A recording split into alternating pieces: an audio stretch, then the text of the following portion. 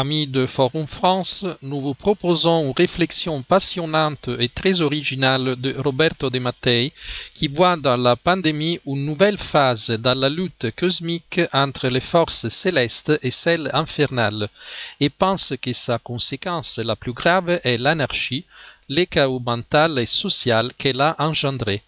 Personne ne sait quoi penser et souvent des pensées opposées se succèdent comme dans le cas des dissonances cognitives.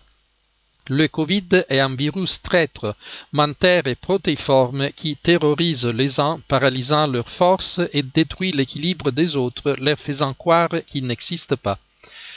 Dans l'histoire, à côté de la main de Dieu, il faut aussi voir celle du diable, qui s'oppose toujours au plan divin pour tenter de réaliser ses plans déformés. Dieu permet, pour sa plus grande gloire, que les deux royaumes, le premier toujours vainqueur, le second toujours vaincu, se battent jusqu'à la fin des temps. Aujourd'hui, les disciples du démon sont les scientifiques qui, dans leur laboratoire, cherchent à se rendre maîtres de la vie et de la mort de l'humanité, et les experts en ingénierie sociale, qui, à travers des techniques sophistiquées, manipulent l'humeur de l'opinion publique. Après l'échec des grandes illusions qui avaient ouvert le XXe siècle, les forces révolutionnaires alimentent un scénario de profond chaos social et mental. 6 mois après son explosion, la conséquence la plus grave que le coronavirus a eue jusqu'à présent n'est pas de nature médicale ou économique, mais de nature psychologique.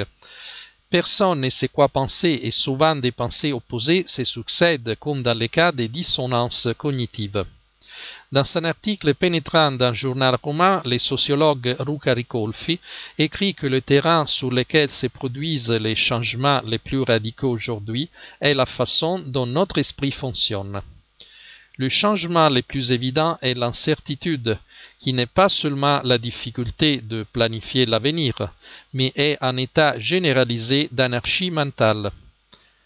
Le régime d'anarchie mentale déclenché par le Covid, écrit Ricolfi, est dangereux pour la cohésion sociale, parce que la vie sociale est basée sur des règles communes et des modèles partagés des perceptions de la réalité, mais il est également dangereux pour l'équilibre psychologique de l'individu, parce qu'un monde dans lequel chacun voit ce qu'il veut voir, indépendamment de ce que voient les autres, est très angoissant, conflictuel, déstabilisant.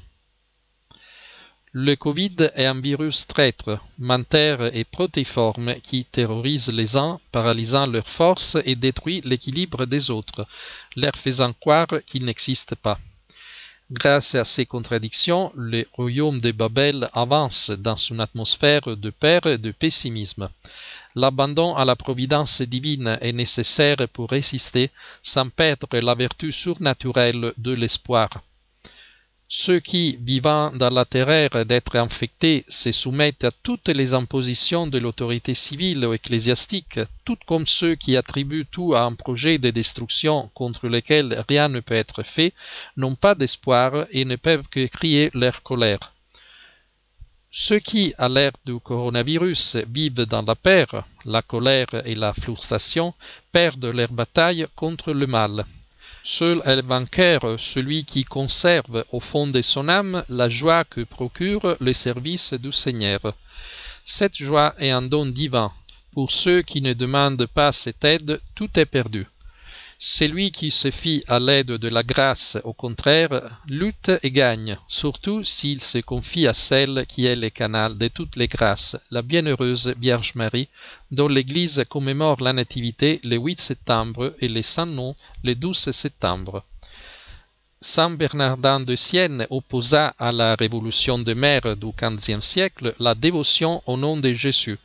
La dévotion au nom de Marie constitue une arme précieuse contre la révolution psychosociale du XXIe siècle.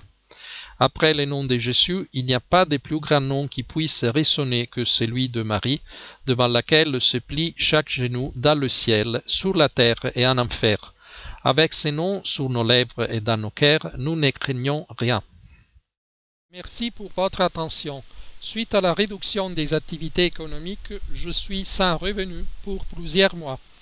Pour bénéficier d'autres vidéos introuvables ailleurs, merci de soutenir Forum France en utilisant le lien à l'écran. N'oubliez pas de partager sur les réseaux sociaux. Pouce à l'air et à bientôt.